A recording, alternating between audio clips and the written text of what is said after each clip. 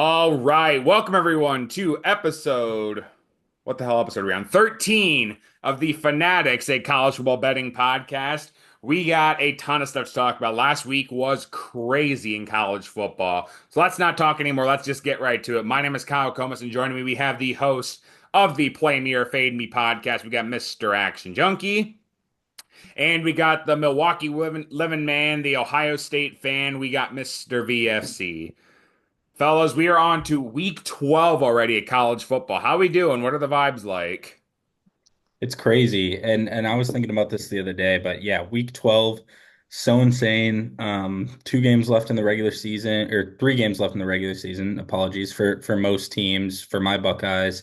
But I was thinking about it and I was like, wow, that's not many games left.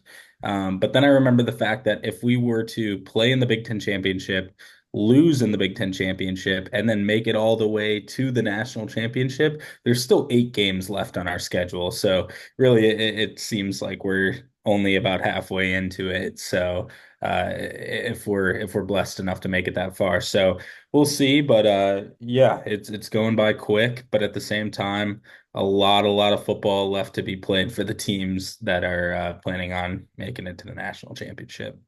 Yeah, absolutely. And that's the great thing about this expanded playoff, too. I will never, ever complain about more football. True that. Yeah, I'd never. Action, how you doing?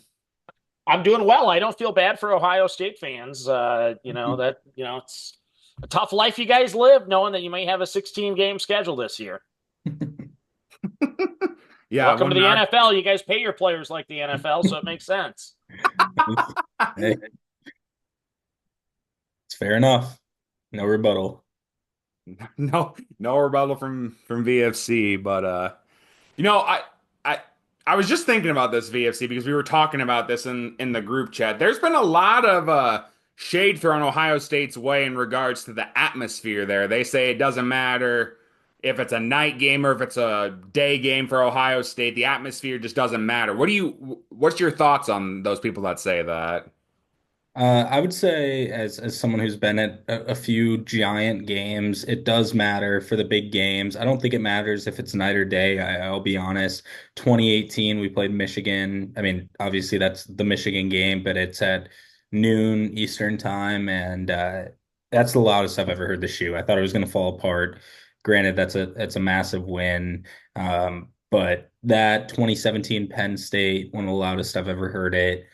Just ridiculous. That was a night game. So I don't know. That atmosphere can absolutely get going. I have actually never really been. I mean, I've been to Jordan Hare for a game at Auburn, but again, a smaller game. It was Western Kentucky. So I haven't really, I don't have a ton to compare it to, honestly. I've been to Camp Randall, a place where Oh, people praise the atmosphere. I think Ohio State is much crazier, and I've been there for big games.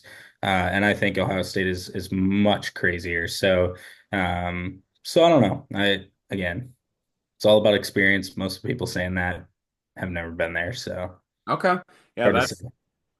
that's fair. Action, do you have any? I'm curious with you. I know you've kind of traveled quite a bit to various venues for basketball, football. What would you say is like probably the best atmosphere you've been at as far as like a college football game goes? Ooh, college football. Hmm. That's a tough one. Um, I mean, all the environments are so much different. That's part of it. I will say the most unique tailgating experience was at USC. Okay. I thought that was a tremendous experience. I happened to attend a Stanford Notre Dame game out there in Palo Alto. This is probably about 10 years back when both teams were really good. Surprisingly, for what I would deem to be a very soft-spoken fan base, that was probably the most loud, obnoxious crowd I had been around. Okay. That was even more obnoxious, actually, than when I was at a Florida Gator game down in Gainesville. Okay. And that's just not what I expected. Out of the Big Ten schools that I've been to, I've only been to afternoon games at Kinnick, so I've never been there for a night game. And I've always been cold because it was always for the Minnesota Iowa game, so I was Sure. always bundled up. And I feel like it doesn't get as loud when everyone has their mittens on. But Wisconsin's obviously a good place with Camp Randall, but actually, I'm gonna give my final answer. TCU game I went to. Felt Oh, like that was one of the best atmospheres, believe it or not. And this was obviously they were really good at that time. That was a very, very unique experience there as well. And I thought that was an outstanding fan base. So they care about their football in Texas, I hear. Not yeah, only the SEC country, but they care about it in Texas as well. sure. Oh, that's very interesting. Yeah, I haven't done near as much traveling as far as college football with you guys. Every year I go to Kinnick. That's a tradition I always have. Is every year with my family I go to Kinnick. I've been to Jack Trice, which is Iowa State Stadium. I've been there twice, and they played Oklahoma. And then I've been down to Norman once. So that's the only places I've been to. I want to make it a goal to travel. Obviously, with a kid on the way, that might be on the back burner a little bit. But eventually, I'd like to make my way and travel. Jordan Hare is by far and away one of the stadiums I definitely want to go to. I'd love to go to Death Valley to see LSU Yeah. play. Penn State, I've heard Penn State Stadium is really cool too. And then a bucket list game for me for sure is the game between Ohio State and Michigan. For sure is a game I want to attend. But do you guys have any Great. like bucket list stadiums that you haven't gone to that you want to go to? LSU is a big one for me. Tennessee. Um, I think those are the two biggest, and then the Rose Bowl as well. But Sure. those are probably my big three. Okay. Action, what about you? Um, I really think I'd like to go to an Alabama Auburn Iron Bowl. Oh, yeah. I just remember about I don't know how many years ago, like 10 years ago, I was flying into Birmingham, and we're on the flight, and they said, "Okay, it's tradition. Here we go. Let's do War Eagle first, and then we do Roll Tide next." And it's like, I you know, I've heard of crazy flights on the way to Vegas and all that good stuff, but I'm flying into Birmingham, Alabama for a work meeting. I did not expect that we were going to break out into college football chants for the final 15 minutes of our flight. And it was like, okay, they take this serious. And I mean, it was intense on the plane between the two sides. I'm like, why are we trying to cause conflict here? I need to land the plane and get to a meeting. But yeah, I think that one is very unique. I'd love to attend that game. Plus, Okay. it's obviously timing right after Thanksgiving. Kind of makes it a date that I'd like to be there for as well. Gotcha. I will say one more real quick action that I think you're gonna love this answer. Florida State. I would love to get down there and shop as well sometime. I think I've that would been to be the Florida State Florida game in Tallahassee. That was a whole lot of fun. gotta be crazy. I just remember I was there on a rainy day, and we had the people with the big things. What are they, trombones or whatever? They fell and wiped out like three in a row. It was just classic. The band fell, Oh, so that's it funny. was hilarious. That is funny. And then, one more I want to throw out here. Obviously, as an Oklahoma fan, I'd love to go to the Red River game. Every year, my dad goes to the Red River game, and that's a tradition. Like my tradition is, I always go to Kinnick with my family. He always goes to the Red River game. That's his tradition. So that's another one I'd like to go to as well. That's awesome. Yeah. So, all right. Hey, that was a good little icebreaker to start the show. I like that. So, let's get started with our trivia question and ad read. And this is just a basic trivia question. And there's been a lot of good QBs this year, a lot that have thrown for a lot of yards. So, just the answer's as simple as this: what college football QB currently is leading the country in passing yards? So that's my trivia question for you. I will let you think about that really quick while I do our ad read.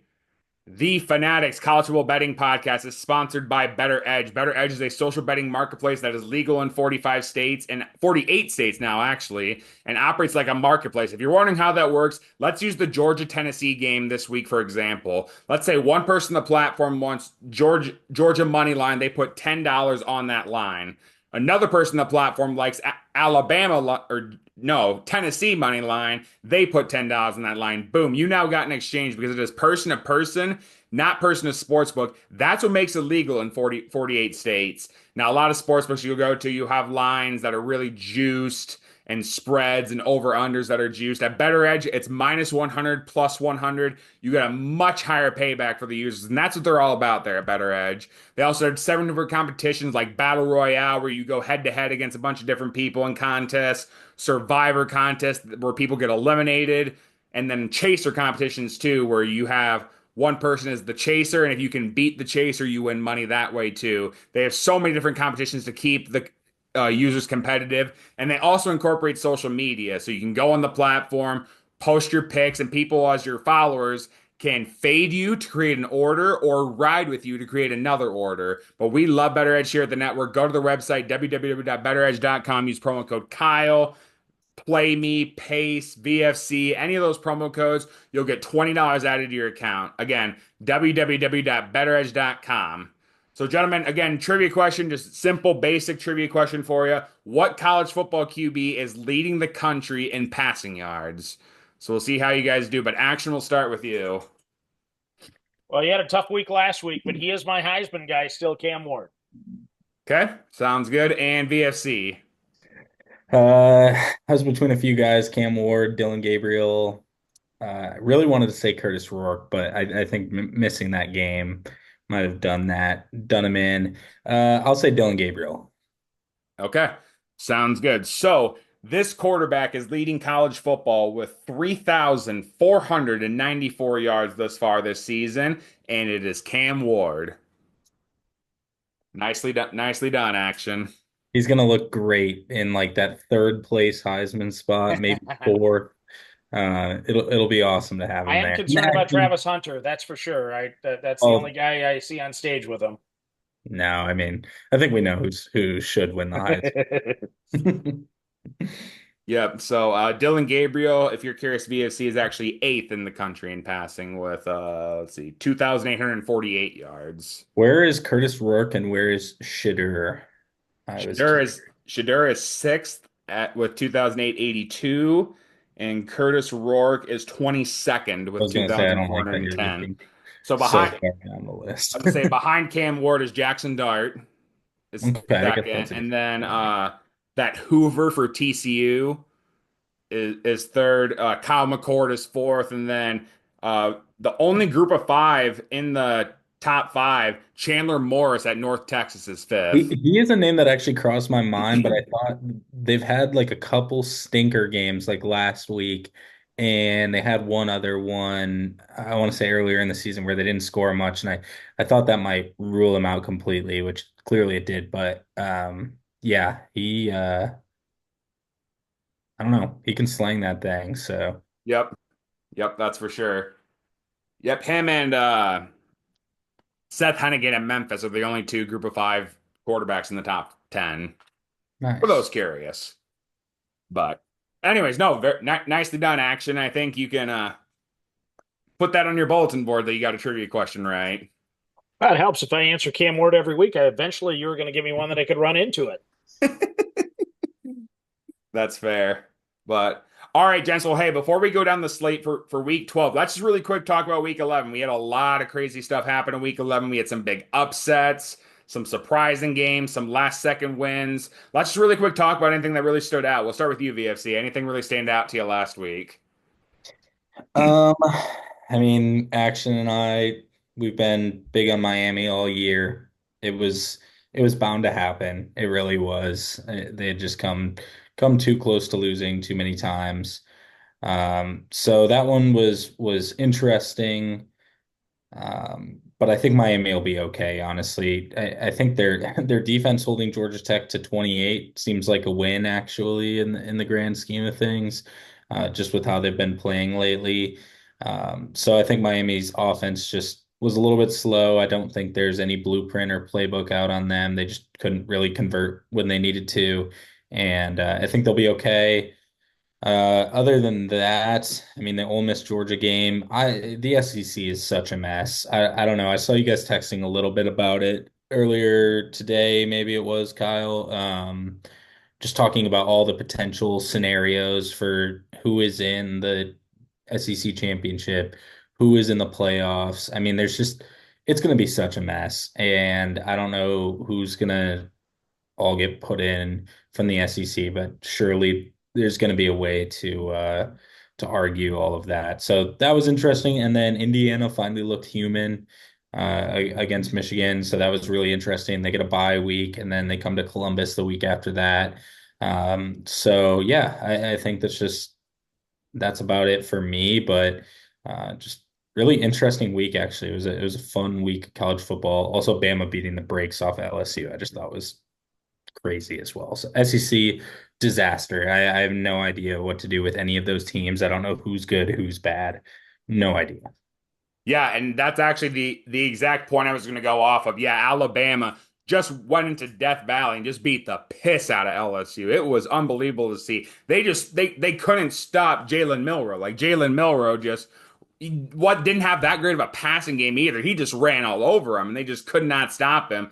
So that was crazy to think about. But here's the realistic situation. That's just what's driving people crazy. Right now, there's two teams at the top at 5-1, one team at 4-1 in the conference. Tennessee's playing Georgia this week. Tennessee very well could lose that game to go to 5-2. Texas and Texas A&M have to play each other this year, I believe. One of those teams is going to drop to 5-2. So if one of those teams drops a game before that and then loses against the other, we could have six teams up at the top that have two losses.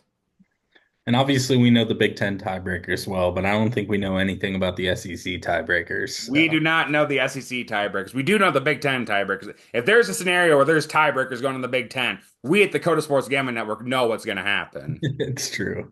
We have those Big Ten tiebreakers down. But yeah, SEC is just wild. But there's like I said, there's a scenario where we could have six or seven teams in the SEC at two losses. Then what are we going to do? Are they going to have that many two-loss SEC teams in over a one-loss Big 12 or a one-loss ACC? I just think it's going to be interesting. But that's just really what stood out to me. Action, what about you? What really stood out to you last week? You guys nailed it on the SEC. Holy War was fun, and the Utah athletic director meltdown for 60 seconds was pure entertainment as well. And the Big 12, we got turbulence. I mean, Iowa State loses to Kansas. That was something that not everyone predicted. And let's face it, Deion Sanders and Colorado took care of business. One of their toughest games remaining on the schedule, winning at Texas Tech. The path is very clear for Deion to be in the Big 12 championship game. And if they get BYU, they're winning that football game, and Deion Sanders will have a first-round playoff bye. And let's face it, not many of us thought that would happen early in the season after they got steamrolled by Nebraska, who's an afterthought now in the Big Ten, fighting to make a bowl game. Yeah, I think Cowboys will be calling. what'd you say, VC? I said the Cowboys will be calling. Yep. Cowboys will be calling. Raiders will be calling. Yeah, there are going to be multiple phone calls, I think, to Deion after this year. Yeah, no, I think that's well. And I think that game against Texas Tech, in my mind, just shows that Colorado is now the team to be in the team to be in the Big 12. I just don't think that BYU is going to handle them at all if they play them in the championship game. I think Colorado, unless they prove otherwise, is the team to beat. I'm saving a double whale for that game. It'll be Colorado in the Big 12 championship game. I'm going to predict right now that'll be my double whale. I used my double whale on Kent State team total under, so I can't use mine It cashed though, so you're Worked happy. out. Yep. You use your double whale yet, VFC, or not? I have not. Saving Okay. it as well. I usually try to feast a bit more around conference championship time. That day is like my favorite day. So Yeah. favorite day of football all year. So Yeah, for sure. Uh, and I was just looking at the scores here quick before we moved on. Boy, Florida State not only lost to Notre Dame, they got slaughtered by Notre Dame, 52-3. I mean, Florida, is this, in your guys' opinion, the biggest fall from grace ever in college football? Florida State was a top 10 team, and they have one win this year so far. it's got to be close. It's bad. It's really really bad.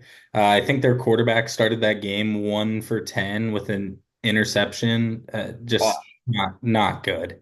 Um, I don't know. I don't know how you fix Florida State action. I'm very sorry. I don't know if Norvell has a job. I don't know. I have no idea. I think he moved early on the coordinators here, and that was a conversation with the administration. So I do assume he's back next year because they let him make the move on the coordinators at this point of the season. What he had done to this point, I think we're just going to call this a mulligan year, terrible year. Get your nil money ready, get the checkbook ready, go buy some guys for next year, and let's win. I mean, I think that's all you say right now at Florida State. Just get this year over with, forget about it. Just, you meet face to face with every donor you can, and you just pump up that nil money. And I think that Norvell kind of caught lightning in a bottle too when he got Jordan Travis and you got Yeah. Jared Verse in the defensive end and that great receiving core. I don't think that's anything you're going to replicate. So you just got to find guys basically. I don't think you're going to ever replicate the good team that Florida State was last year, offensively and defensively. You just got to find guys. The thing that is easier for him than let's say the situation at Florida, for instance, is he's in the ACC. And like I said before, I think it's Miami and SMU that are going to dominate this conference for the next 10 years. Unless, once again, a Florida State, Clemson gets their nil money and everything in line to compete. He's not having to compete against 12 teams like the SEC. There's only a handful in the ACC that really want to win in football. Yeah. Well, Dabo said that he uses God's name and image and likeness to get recruits. That's what he uses. So I Yeah. Well, hey, if he makes the playoffs this year, more power to him. that's exactly it. I guess he's not as bad in the N. It's the transfer portal that he refuses to use, but the NIL I don't think is as bad. But either way, all right, gents. Well, hey, let's just dive into Week 12. Let's just go down the slate, see some games that we like, talk about them, and just go from there. So this show's gonna air on Thursday. Just make a note of that. I'm already going to be on Kent State team total under 7.5. They're playing Miami, Ohio. So if that hits, great. If that doesn't, don't tell me about it. But I'm already on. I've betted it's in the group chat already. Might consider put a whale play on it. We'll see. But yeah, Kent State team total under 7.5. Lock it in already. Let's see. Let's start with Thursday. We got one game on Thursday. Don't know if either of you two are gonna bet it. East Carolina taking on Tulsa. East Carolina favored by 14, over under 62. I personally might bet this game. Tulsa's terrible. I bet against them quite often this year, and it's been pretty profitable for me. I'm actually gonna lay the 14 with East Carolina, and that's gonna be what I'll do. But either you two have a play on this game, or is this a pass game for you guys? I Alrighty. probably won't play anything on this one. I mean, it does feel like when East Carolina beats teams, they kind of kick the crap out of them. But I'll probably stay away from this one. Okay. Action, same with you, probably. Same thing, pass. Okay, sounds good. All right, let's go to the Friday games. We got four games on Friday. We got North Texas taking on UTSA. North Texas -2 over. Oh my gosh, I just noticed this. Over under 72 and a half. I out of principle might just bet that over. That's unbelievable. I don't know if I've seen many totals that high this season. Yeah.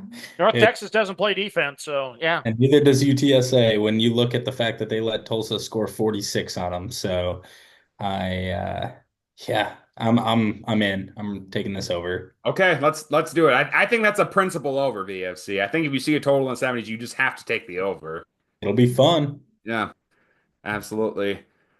Let's see. The other three games, we got Wyoming taking on Colorado State. Colorado State favored by 10, over under 48. UCLA taking on Washington. Washington by 3.5, over under 46.5.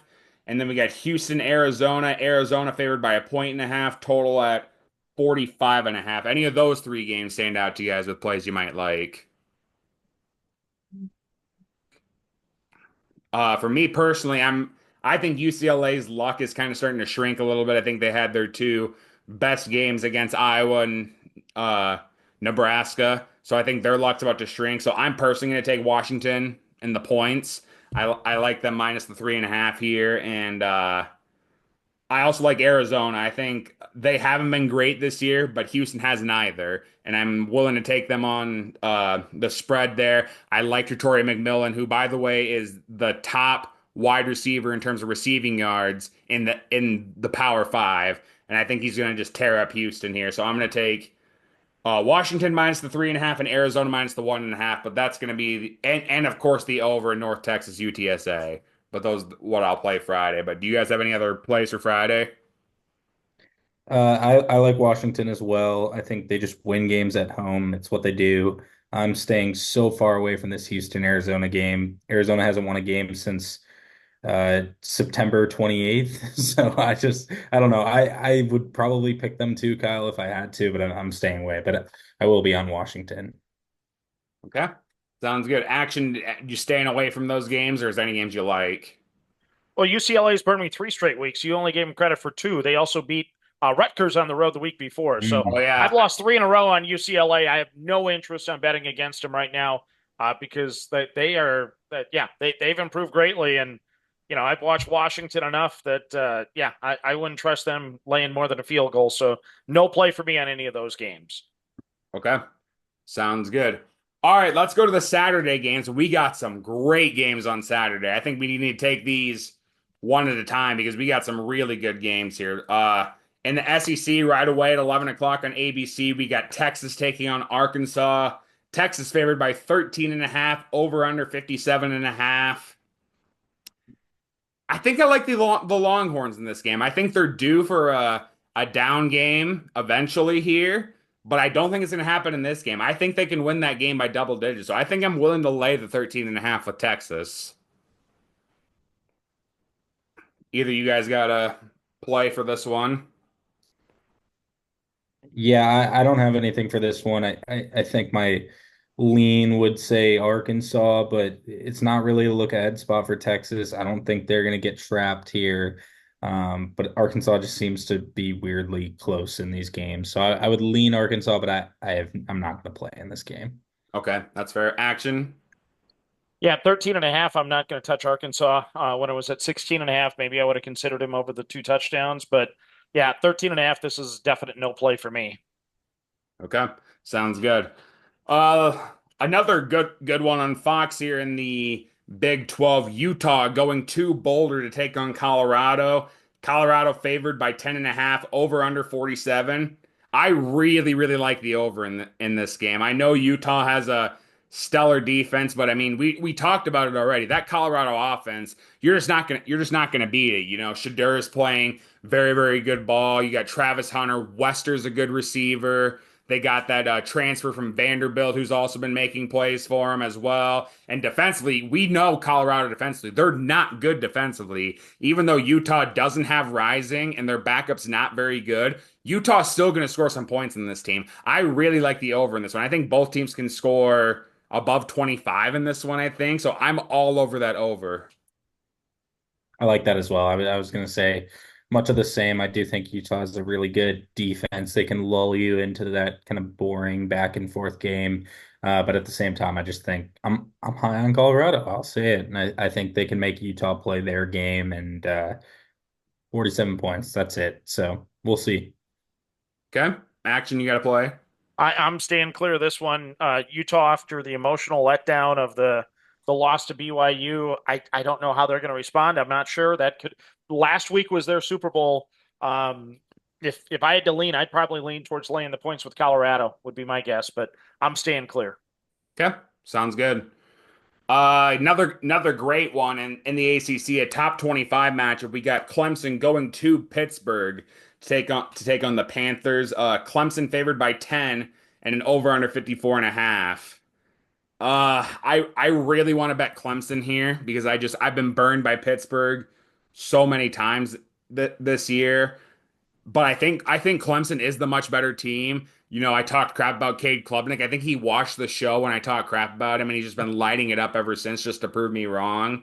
So I really do like Clemson here, but 10 is a lot of points, and Pittsburgh's burned me before. So I think just I'm gonna auto to the over. I think there's gonna be a lot of points scored in this game, and I think that would be the direction I would lean if I was to bet this game. Yeah, I'm betting Clemson here. I'm buying them down to 9.5, whatever that is. I think it's probably minus 120. Yep, 120. Buying them down to 1.5 or 9.5. I think Pitt's kind of frauds a little bit. I'll be honest. I know they've lost the past couple weeks. And there's no way you look ahead of Clemson. I get it, but at the same time, they're at Louisville next week. That's also a huge game. Clemson playing the Citadel next week. They're basically on bye next week. This is it. They can go all out, win this one, and they'll basically be okay for the rest of the year. That South Carolina game is big, but obviously not a conference game. So I love Clemson in this game, -9.5. I'm buying it down. Okay. Yeah, you sold me on that one then. Action to play on this game at all? Not touching it at all. Not a game that interests me. I Pittsburgh is, yeah. I My gut would be to be on VFC's side there and take Clemson, but after back-to-back losses, second game in a row at home, that's a situational spot I like to avoid. Okay. Sounds good. And if you guys see a game you like, feel free to throw it out. I'm just going down here. Oh, a really good one in the American. We definitely should talk about this one. Tulane taking on Navy. Two teams top of the American right now, I believe, with Army. Tulane favored by 7 and over under 54.5. I've both of Navy's losses, I bet on them. And I don't think Navy's going to beat Tulane. I think Tulane is just playing unbelievable football right now. I have them in my team draft and they're helping me stay on top. I think I got to roll with them. I think they can cover the 7 here. So I'm personally going to be on Tulane minus a 7. Don't mind the under in this game. Navy likes to play games slow, make the tempo go out a little bit, but I don't like that much as I do the point. So if I think I am going to bet it actually. I'm going to take Tulane minus the 7. But either you two got thoughts on this game? I personally will probably stay away from this one, but it's an intriguing argument. Okay. Action, any thoughts? Same thing. I'm staying clear of this one. Not a fan of this game. My lean would actually be towards Navy at home, but that Notre Dame performance is still in the back of my mind. Okay. Sounds good. We don't have to talk much about this one, but VFC, is Ohio State going to cover the 28.5 against Northwestern? I will actually be at this game. Okay. It's at Wrigley Field. I'm not sure if you guys knew that, but it's an interesting one. It'll be fun. Here is my only fear. We return home to a hungry Indiana team next week. We are notorious look ahead team. It's just kind of what we do. But at the same time, I think Northwestern's pretty bad. I don't know. 28.5 is a lot of points. I would actually probably lean more towards Northwestern plus the 28.5. I'll probably just play props for this one when we're there on Saturday. So I'm really excited about it. I don't think Northwestern is good at all, but at the same time, you just never know. Sometimes they just play us tough because it's slow, and I think Wrigley is kind of a weird environment. I'm not sure what the guys will be used to. I mean, I went to that Iowa Northwestern game at Wrigley last year, and what did it end? 7-3 or Mhm. something. So you just really never know. So I'll probably stay away from a side on this one. But I actually don't hate Northwestern, to be honest. Okay. Sounds good. I was just curious in that action. I assume you don't have a play on this. I don't have a play on this one, but I didn't know if you did. Wouldn't have a play, but if I had a lean, I'd lean Northwestern. Okay. Very good. Okay, well, let's scroll on down here. Boy, we get to some pretty ass games too with SEC taking on their FCS opponents. So I'm just gonna keep on scrolling until I find something I like. This one isn't bad. Let's go to the ACC. 2 o'clock on the CW. If you guys don't know, we at the Dakota Sports Gambling Network love games on the CW. On the CW, we got a former Reds pitcher, a former Reds play-by-play commentator, I believe, is calling games for Tom Brenneman. Yep. There you go. I knew Action would know it on the CW. We love the CW. Syracuse and Cal. Cal minus 8.5 over under 55.5. Boy, that doesn't seem right, does it? Syracuse is actually decent. I think they're a better team than Cal. Is this a trap line now that I'm looking at it? But Yeah, it was a little weird to me too. I think yeah, Syracuse is not good on the road. That is the one thing true. I will say they have struggled on the road. That is a long way to travel to play Hmm. football. And then I think Cal is actually pretty decent. Their losses, if you look at it, yeah, I mean losing to Florida State is inexcusable, but A 1 point loss to Miami, a 2 point loss at Pitt, a 1 point loss home against NC State. Like they're not they're not bad. So we'll see. But I felt like this was a trap line. I'm kind of looking at Cal minus the 8 points. Okay. Just to make it interesting, I might not bet the game, but I might take the cheese and take Syracuse just for the fun of it. But this is more than likely going to be a no play for me, but just kind of a game I wanted to talk about. But Kyle McCord, man, I tell you what, he didn't have the best of luck at Ohio State. He is lighting it up for besides the 5 interception game. He has been lighting it up for Syracuse as of late. Hey man, their coach is excited to go get him. I'm happy for him. He seems like a great dude. Uh, he's got to stop turning the ball over so much, but man, they just let him air it out, and he's good at that. So Yep, absolutely. Action, you got to play on this game at all, or is this another stay away? I think it's a stay away. I'm yeah, both I can make a case for both sides, so no touch. Okay, sounds good. And yeah, the CW, we love the CW at the network. Do you guys get it in HD, or am I the only guy that doesn't get an HD on DirecTV? Uh, I have Hulu, so I get it on Hulu myself, same. but So it's an HD for you then. Okay. yeah, yeah, Mine is like watching TV from 20 years ago because our local CW affiliate here, I think, is still whatever type of broadcast television was back in the 80s. It is like I have to get right up to the screen to see the score even. gotcha. Yeah, no, I got it on Hulu, so mine's all the channels are in HD for me, but Well, we still send smoke signals where I live. uh, do you send mail via carrier pigeon too? Yeah, yeah, and we got the donkeys or whatever the mules that bring it to. Uh, let's see here. Okay, this excuse me. This is a pretty good game. ACC at 2:30 on ESPN. Boston College taking on SMU. SMU favored by 17 over under 54.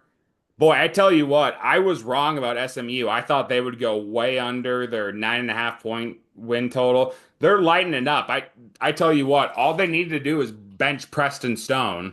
That's all it came down to. He was holding that team so far back, and ever since that new QB has come in, they've just been lighting it up. I have the respect for Boston College, though. Bill O'Brien has way turned around this program and is getting them to a potential bowl game, which I don't think any of us on this panel would have expected. But SMU is just too good, and I think they're competing for a playoff spot. We talked about it last week how SMU maybe should have gotten into the potential playoff. That the seeding they had, they were the first ones out. So I think they're going to play with a chip on their shoulder here. I think they're going to cover the 17. I think they can win this by 3 touchdowns. I'm personally going to take SMU minus the 17, but that's I where would I lean. I, I would probably look that way as well, but I'm actually going to play the over in this game. Feels too low. That's all I gotta say, honestly. These are both teams that can score and can give up points, so I will Fair. take it over. Okay. Action. Any plays for you? It's a no play. If I probably had to lean, I'd probably grab the points here if it's over 17 and a half. But yeah, it's a no play. But I completely agree with you. I like SMU. I think they're going to be a dangerous team, and that's a program on the rise. So I can get that side. But yet the quarterback Castellanos left the program now at BC. I don't know what type of impact that has on the locker room. Those variables there too. So that's why I couldn't justify actually making the play on BC. But fundamentally, I'm like, hey, the spot for them to play tough, I guess. Yep, that's fair. That's fair. Uh, we'll just keep scrolling down here. We don't have to talk much about this game. I'm going to bet Penn State minus the 28.5 against Purdue. Purdue is so bad. They, it almost, I'm an Iowa fan, and I'm saying this, it hurts to watch them play. They are very, very bad. We don't, like I said, we don't have to talk much about this game, but I will be laying the 28.5 at Penn State. Any fear about Penn State looking ahead to their matchup in Minneapolis next week? Oh, I Hey, did hey, not you think said that about. with a straight face. I appreciate that. Hey, keep in mind, 2019, Shades we, of it. yeah, we dethroned them there. So, Mhm. uh, yeah, I'm going to stay away from this game for sure. Okay. Purdue is so bad. I'm gonna stay away, but my goodness, they're horrible.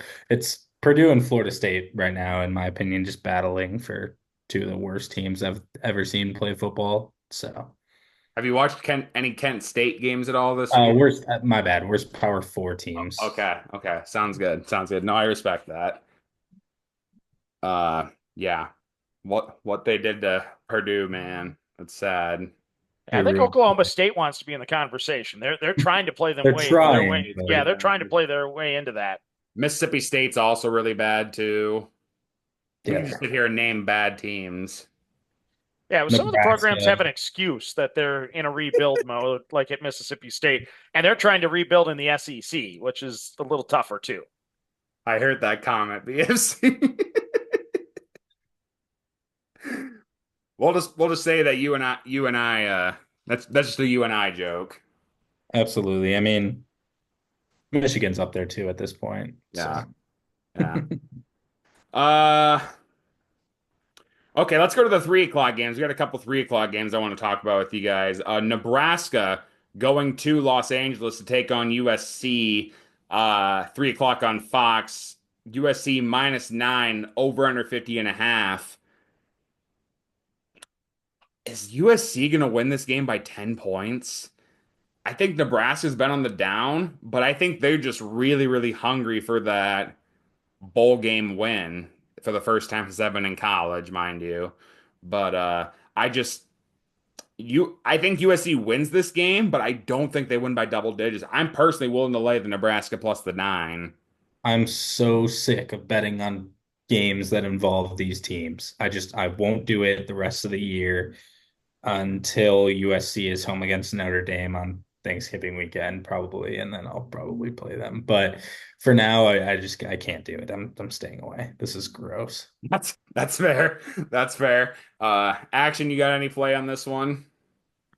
Well, for old time college football fans, USC should absolutely try to win this one for John Robinson. He was one of my favorite coaches in the 80s and the 90s. And, he obviously passed away this week. So I'm hoping that gives USC a little bit. But right now, my faith in Mr. Lincoln Riley there is zero. And but I'm with BFC. Both of these teams have scorned me this year, so I don't want to touch it. If I was going to play anything, I'd play the under because I don't believe in the competence of either one of these programs. Okay. Sounds good. Fair take. Let's see. Pretty good game at 3 o'clock on ESPN2. We got a battle of two middle of the pack Big 12 teams. We got Baylor going to Morgantown to take on West Virginia. Again, 3 o'clock on ESPN2. Baylor favored by 2.5, over under 59. I have bet West Virginia money line quite a bit this year, and it's actually been pretty profitable for me. And I'm willing to double down and do it again here. They want to get a bowl game. I didn't believe in the climb. BRS let me know I was not a climb truster when I put out my college football guide, but I'm going to trust in it this time. I'm going to take West Virginia plus the 2.5. I'll also take the money line. I think they can win this game at home. Yeah, I've watched both of these teams like once this year. I just don't know enough about them. I've every week I look at a West Virginia line and it just looks so enticing to me, and I just can never pull the trigger. Iowa State has always been this way for me, not so much this year, but in past years where they always just have this juicy line at home where they look contrarian or whatever it is, and um, I, I don't know. I'm staying away. Okay, that's fair. Action, any thoughts for you at all? Well, when Baylor was 2-4, I was thinking, hey, this is one of the best 2-4 football teams in the country. Then they won three straight games, including back to back at home. So I am completely with you, Kyle. I think them going on the road into Morgantown, I'm going to be on the Mountaineers with you. I like West Virginia in this game to start. Baylor was too good to be 2-4, but now I don't think they're good enough to win four consecutive tight, hard fought football games of the Big 12. So I'm going to go the West Virginia direction. Okay, sounds good. I'll follow you guys on that one. I like it. All right. Sounds good. Yeah, when Action and I are on a play together, that usually means good for the most part. Historically, we'll put the asterisks there. Yeah. I guess I should say on the Play Me or Fade Me podcast, when we're on the same play, we're good. I can't say the same thing about the Fanatics, but uh I need you guys to explain this one for me because I don't understand this line. Rutgers is a 6 point underdog to Maryland. Am I missing something? I know VFC has been anti Ethan Kaliakmanis, but is Monangai hurt or something? What? I don't understand this line. Can someone, either you two, explain that to me? Why Rutgers is 6 point underdogs to Maryland? Yeah, I have no idea. I'll be honest.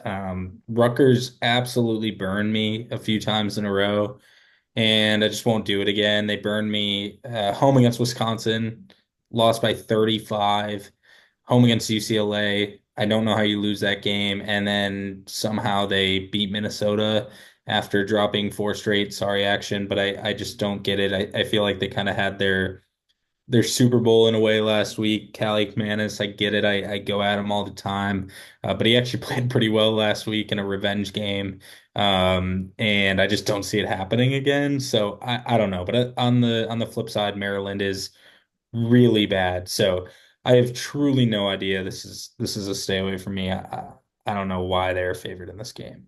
Okay, Well, Action. yeah, the Rutgers running back didn't even play in the Minnesota game, so I mean, I'm presuming he may be out again. Okay. Okay. So that's a strong likelihood. I agree with VFC that AK did a lot of good things against Minnesota. Shocker. That Soraka called about 17 consecutive slants against us, and then they completed like three wounded duck Hail Mary type passes to the perimeter. But hey, that's what happens in college football occasionally. I would be inclined to grab the points here, but yeah, I mean, Maryland hasn't done anything to justify laying more than a field goal against almost anybody in the country, in my opinion. So yes, I'd probably grab the points with Rutgers. Um, Kyle, I don't know if you're seeing this as well, but the rankings just dropped as well. Oh, I they didn't know if did. you wanted to do a breaking news on that, but four Big Ten teams in the top five. Man, it is great. It is a great year to be a Big Ten fan. Let's pause for a moment. Let's just do a live reaction to this. So let's see. Yeah. Projected one seed Oregon. Uh so I'm just gonna go in the order of what it would be in the bracket. So we got Oregon, Texas, BYU, Miami, Florida, and then Ohio State, Penn State, Indiana, Tennessee, Notre Dame, Alabama, Ole Miss, Boise State. They left out Georgia missed the cut after that loss. That's Wow. crazy. That's crazy to me. They'll They're play pretty themselves back in. They're fine. You would think. yeah, but I guess the two teams that beat him are ahead of him, so I get that. But boy, that surprises me. But yeah, Um, like you said, four Big Ten teams in the top five. I think my favorite matchup here would be Alabama going to Indiana. I think that would be absolutely hilarious. Um, just such a funny game, but we'll see. Notre Dame, Tennessee, I think it would be a snooze fest if Yeah. that turned out to be the Notre Dame case. at Tennessee too. That would actually be a crazy atmosphere game, Uh, but but yeah, probably as far as offense goes, not good. and then as an Ohio State fan, how would you feel about Boise State going to the shoe? I think we beat them by 42. I Okay. don't. Okay. Maybe that gets clipped and I look really silly in a while, but they've just not looked good as of late. And I mean, my Heisman, of course, has looked really good, but they have struggled. There's just no reason that game should have been close last week, and I don't see it with them, to be honest. But I'm not sure what other group of five team I do see it with. 42 obviously an exaggeration, but I think we beat them by two touchdowns. Okay. Action, any thoughts from the initial rankings? My reaction is different. I'd love to turn back the clock 1 year and hear what SEC fans would think if we were looking at three Big Ten teams making the playoffs in a four-team field. That's what I'm Yeah. looking at right now is like, this is what Big Ten fans have been waiting for over a decade. And the first time it really looks like the path is there to have the Big Ten get three and oh no, we're up to 12 now. And all of a sudden I see Georgia sitting out. Oh, maybe we go to 16 next year. It's like Yeah. we got to get everyone from the SEC into this thing. I'm Mhm. just, as a Big Ten guy, it's almost, prideful to sit there and say four out of the top five. And in the old days being 1 year ago, we'd have three of the four playoff teams. That'd be kind of cool. I think we should do personally a 134 team bracket. Can you guys imagine Texas taking on Kent State? No, we already get that in the non-conference. We had that in the SEC this week where they're playing the equivalent. So yeah, please don't do that to us. We It's don't true. need that. No, that's But fair. if the SEC was sitting there at 131, 32, 33, 34, we would expand. Yeah, that's fair. No, good call up, VFC. I'm glad we kind of got the initial reaction out of us with those rankings. Let's go on to the night games. We got to talk about the biggest one of the day that everybody I'm sure is gonna be watching with game day being there as well. We got number 7 Tennessee going to Athens to take on Georgia. 6:30 on ABC again, primetime game. Georgia favored by 10 in this one. Over under 48 and a half. I think, and we kind of talked about this in our Fanatics group chat earlier. I believe Nico, I am Laeva. I'm gonna just say that's his last name. I believe he's banged up and is questionable for the game. But I'm with Pace made the point too. I don't think that warrants a 10-point spread here. I think Georgia's due for a bounce back, but I don't Tennessee's been solid this year. I don't know if they're going to beat Tennessee by 10. I'd be willing to take the points with Tennessee personally. And I think that's what I'm going to probably do. Do you guys? Uh, yeah, I'm gonna play Georgia in this game. I'll be honest. I just think this is like the Georgia Clemson game at the beginning of the year to me. I still think they're a really good team coming back home. They just seem to be a bit more settled in there, obviously. So I don't know. I think Tennessee's defense is incredible. I think they're very, very good.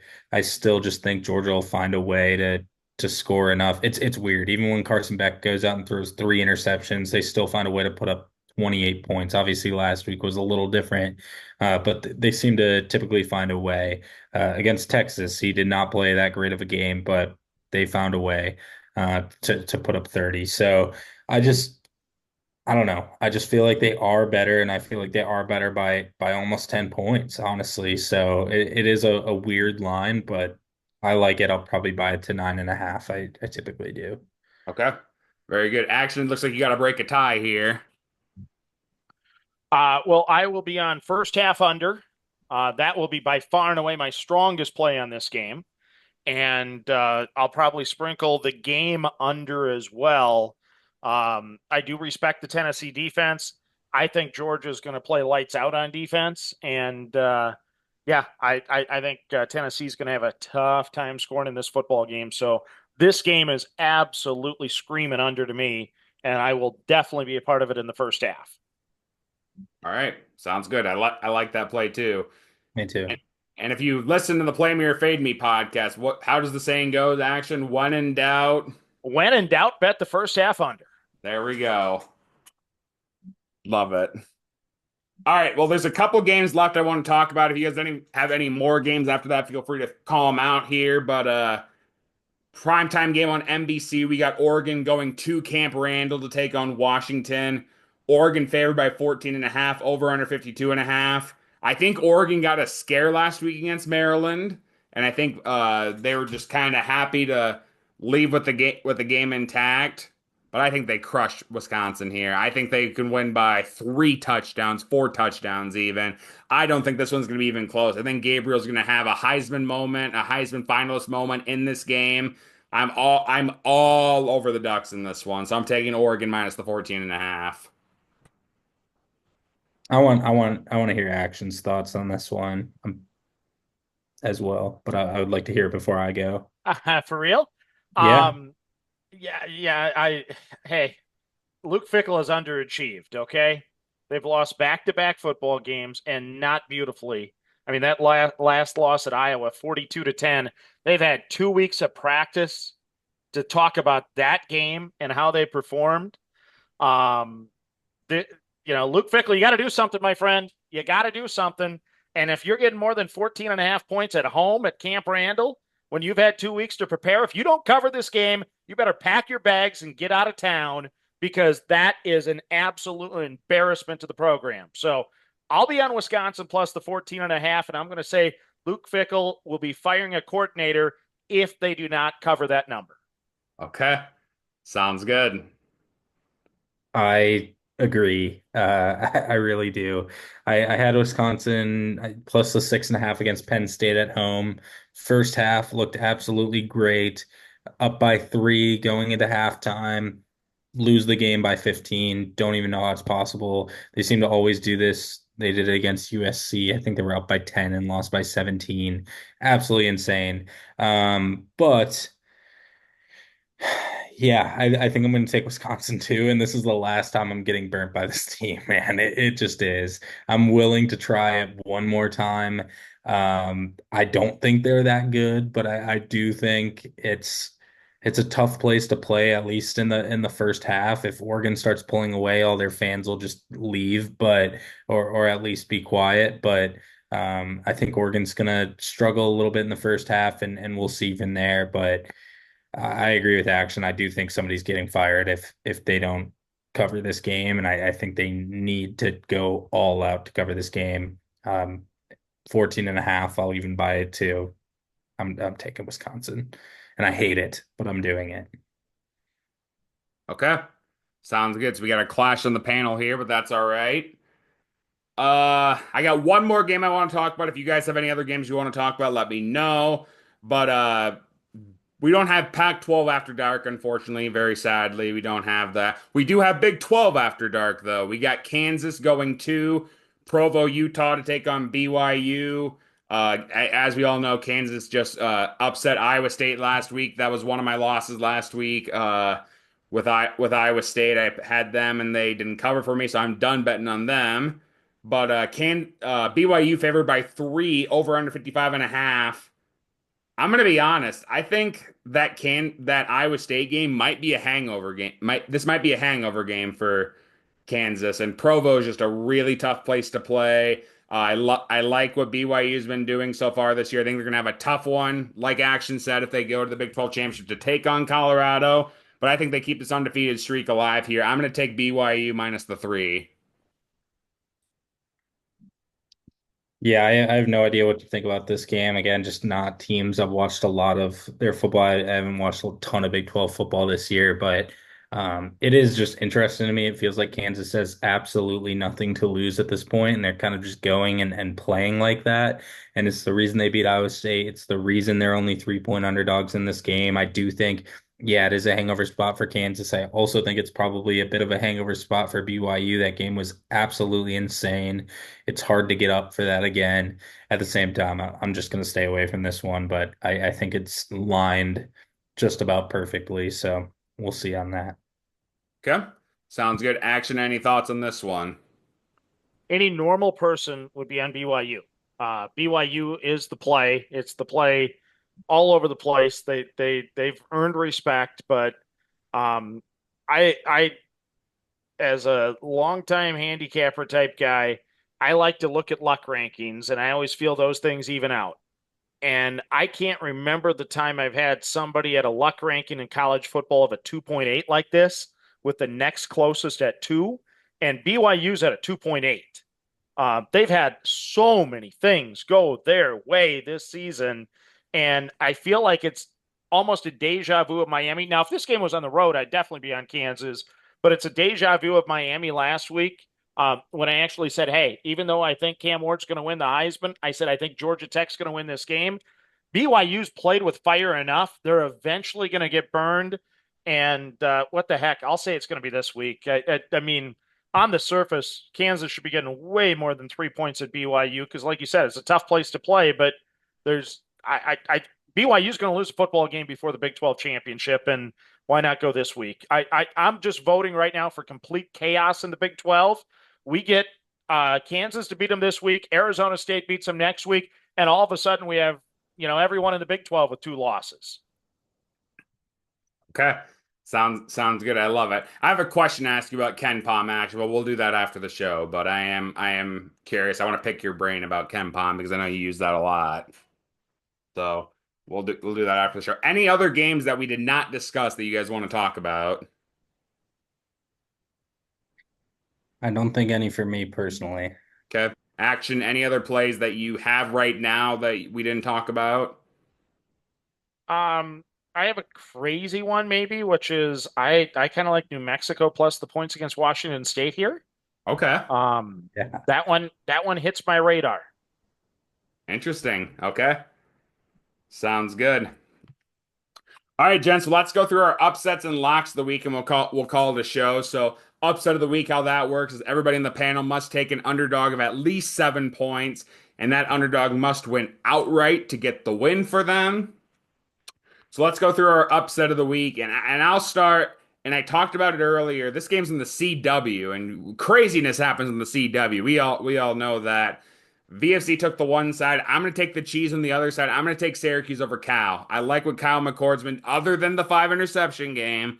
I like what Kyle McCord's been doing. Like VFC said, he's just been slinging it as of lately, and I think that he has a possibility to upset Cal here, get them to 7 wins, and I like them to win a lot here. So I'm going to take Syracuse over Cal as my upset of the week. Uh, Action, we'll go to you. What is your upset of the week? I would like to know my quarterback status at Missouri, but I am going to go way off the board here, and I'm going to take a big dog. I'm going to go Missouri to go into South Carolina and pull off the upset. Okay, very Yeah, good. that game interested me a little bit. That's a big line for I'm not sure what reason. South Carolina just has a letdown game every once in a while, so we'll see. All right, what is your lock of the week there, or upset of the week? Excuse me, VFC. I laughed when Action said New Mexico because I will be taking New Mexico as my upset of the week. There we go. It's a big spot, but Washington State is at Oregon State next week, and you can't tell me they're not overlooking them just a little bit. I know Oregon State's not crazy, but it just feels like a matchup that they're going to pay a little bit more attention to. This line just jumped out at me. I'm not sure what it is. The total is 72, I think, and you just never know in those kind of games. There's always a chance that New Mexico will just win. So that is why I chuckled when Action said that because I'm taking New Mexico here. I Okay. thought you were going to say Washington State was your lock of the week, so I feel a little better at least. Yeah, no, all good. All right. Sounds good. Nope, I love both those upsets too, so we'll see what happens there. Gents, this has been fun. Let's round out the show with Lock of the Week. Lock of the Week, very, very simple. If the lock hits, you get a win. If it doesn't, you don't. It's as simple as that. My lock of the week, I'll start it out. I talked about when we talked about these games, this was my by far and away favorite play. I'm gonna double down on it for my lock of the week. I'm taking Utah and Colorado over the 46.5. I think we got a lot of points in Boulder here, so I'm all over that over. And that is where I'm gonna go. But Love it. VFC, your lock of the week. I'm taking Georgia minus the 10. This is shades of 2021, I believe. Obviously, I think it was a little bigger game then. Maybe that's 2022. I don't know. But I just really like Georgia to win this game at home. It's a must win. I think they see today that they're left out of the playoffs. They need wins and they need them bad. So they're going to be fired up. This is I don't want to say this is Carson Beck's last chance because it's not, but like he needs to play well. And I think Action said it best that defense is going to be stout. Alrighty. Sounds good. And Action, wrap it up. Your lock of the week. I like good coaches off of a bye week, so give me Illinois and the Fighting Illini with Brett Bielema minus the 2.5 against Michigan State. Love Love it. that play. Yep, we didn't talk about that game, but I like that play a lot. Love it. All righty, gents. Well, hey, sounds good. That was great talking college football. I think we covered a lot of games in a short amount of time. But VFC, we'll see. Actually, I think the next time we see you, it'll be rivalry week. It So will. Big week. yes, so we'll look forward to getting your take on the Ohio State Michigan game and all the other rivalry games. So I'm looking forward to talking about that with you. Action, we'll see you next week. Maybe we'll have some craziness that happens in the playoff and maybe some of the games that you and I disagreed on. We'll have to talk about those too, but I'm looking forward to that. But yeah, that was good stuff, gentlemen. And that'll do it for this episode of the Fanatics. And we will see you next week to talk about week 13. See you, fellas.